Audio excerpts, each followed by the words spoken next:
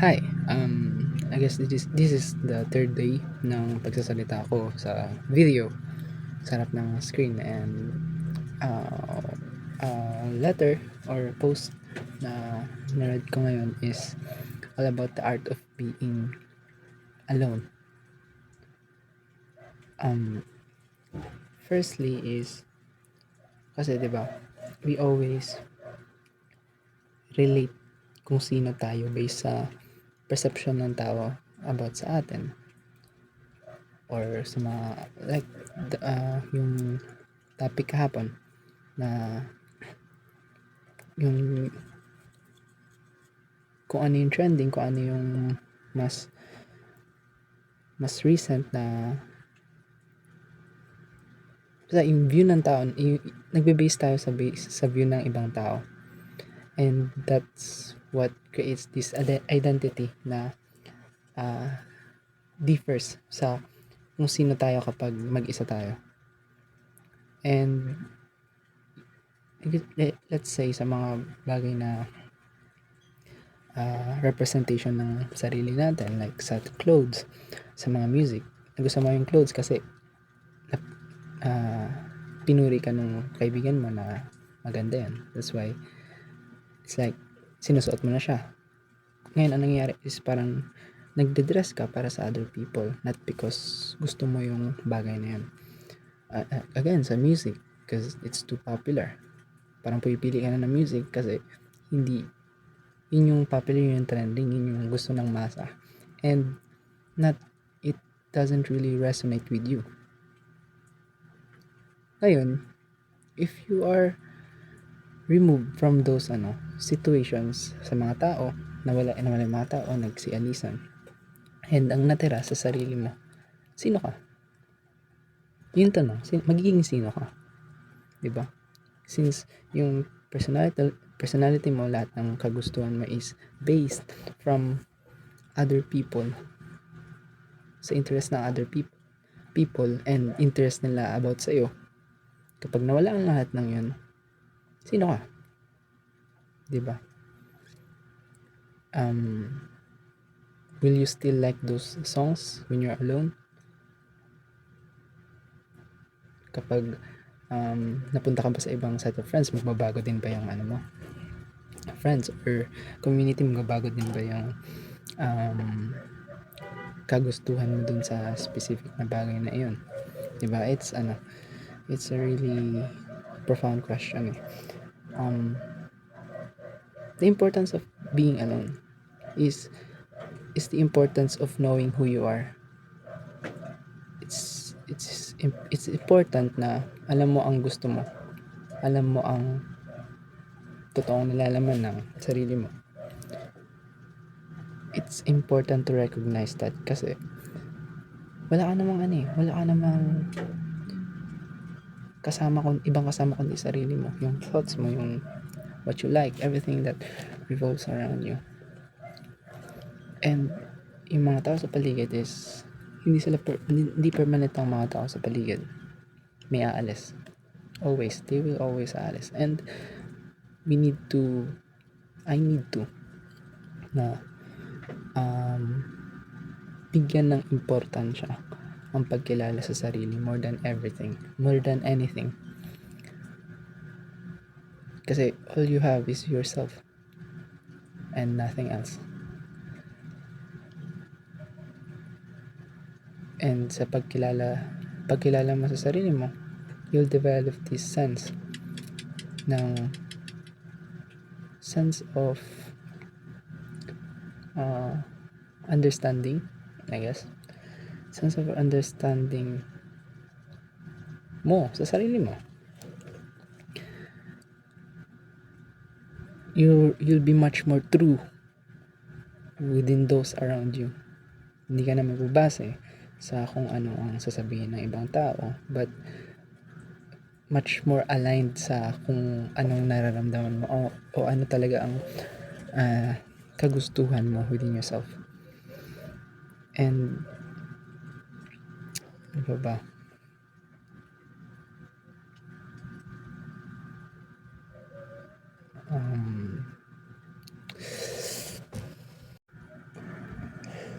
we need to recognize them kasi nandito tayo.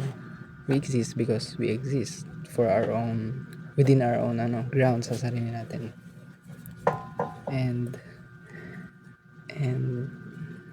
mahirap pangunahan ng interest or opinion ng iba. Nawawalan tayo ng sense ng sarili natin. And why are people afraid to be unique din, no? Sa mga bagay-bagay. Like, hindi nila na ipapakita ang true selves nila. Kaya siguro ganun. Maybe because takot ang tao na ma-expose and makilala ang kanilang sarili. And that's one of the that's one of not makilala nang makilala ng iba yung sarili nila. That's one of the questions then na I've been thinking, I've been pondering na ako I'm open sa sarili ko. This need na kailangan maintindihan ng mga tao ako. But when I ask some people, ayaw nila. Bakit? I always ask that. But ayaw maintindihan ng ibang tao. And actually, it still bugs me. Not bugs me, but tanong pa rin siya sa akin. And maybe if the more I learn to some aspects of life, mas maintindihan ko. I wanted to share because I want to feel understood. Yun lang. The reason why they don't because ayaw nila. It connects. Because they already understand themselves. That's the answer. They already understand themselves na hindi na nila need maintindihan ng ibang tao.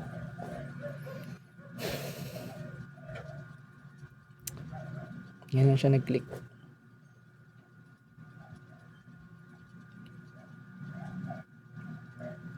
I guess I'm that kind of person. So I always wanted to be understood because gusto kong malaman ko rin na kung ano yung gusto ng ibang tao. Para yun ang gawin ko. That's the main point. The art of being alone is to become safe enough na hindi mo na kailangan ng ibang tao na magdikta kung sino ka.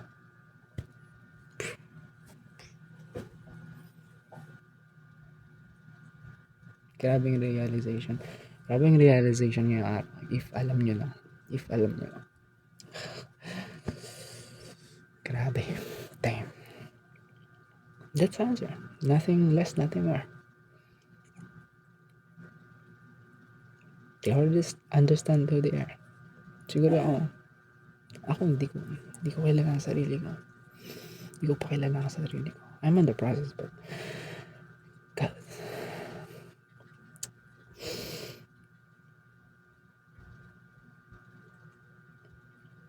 Yan. I need to fix that. Yung pag-conform sa iba. Kapag gusto ko dapat. Yun yung gusto ko.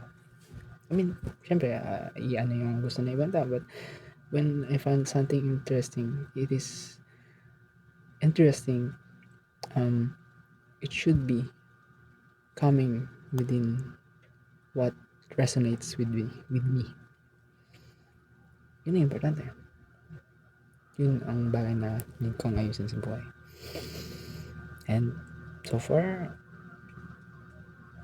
I guess some aspects is medyo napupuntahan ko na, but it's process ng pag-grow and pagiging comfortable being alone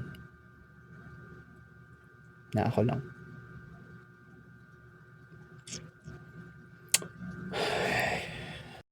Hi.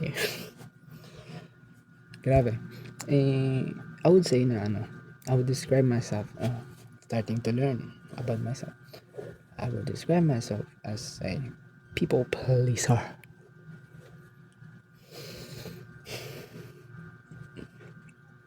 Like, people pleaser. Like, always sa way ng pananamit ko, way ng pagsasalita ko, nakadepende sa other people. Hindi nanggagaling sa akin. And it's exhausting. Truly. Sometimes nakakapagod. Yun din kasi may hiya din na yung mga interest na gusto ko talaga is nahihiya ako na ma-discover na ibang tao.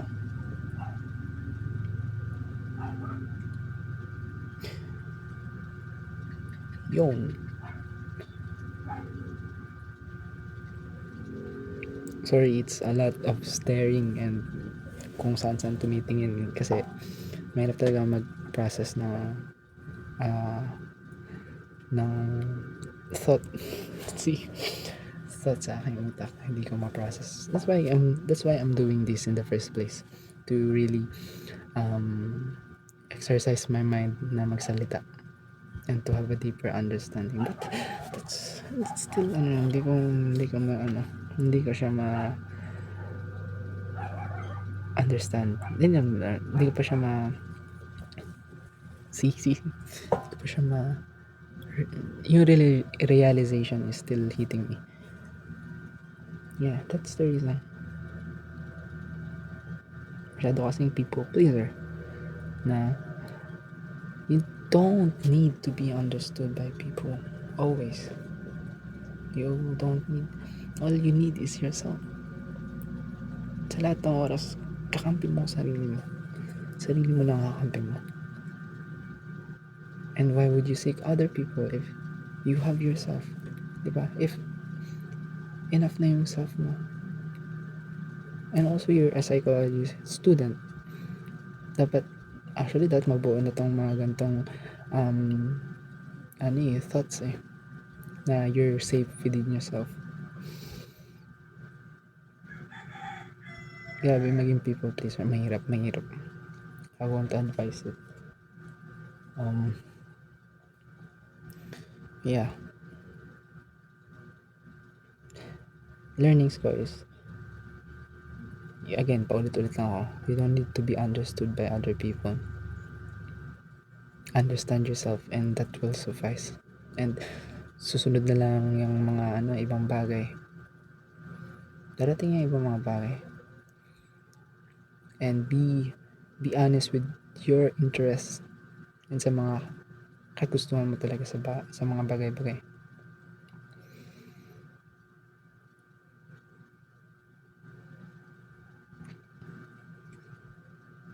This is 15 minutes na, halos mag 15 minutes.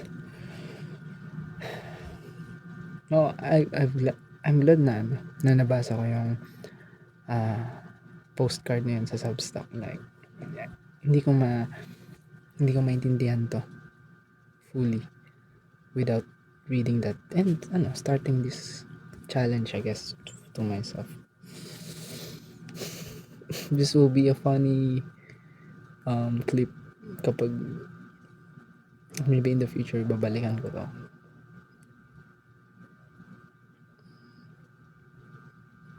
Sana yun, no? Within those 5 minutes, onte lang nang na-explain ko. Hindi ko na ma-maximize yung time and mahirap kasi talaga mag-explain ng thought. Dyan ako pinaka nahihirapan, being creative, having an abstract thought. Sabi ko sa sarili ko na I'm an abstract thinker, but when demonstrated, wala. It's all in this head.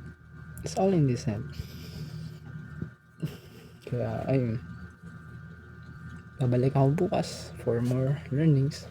I guess see you guys next time.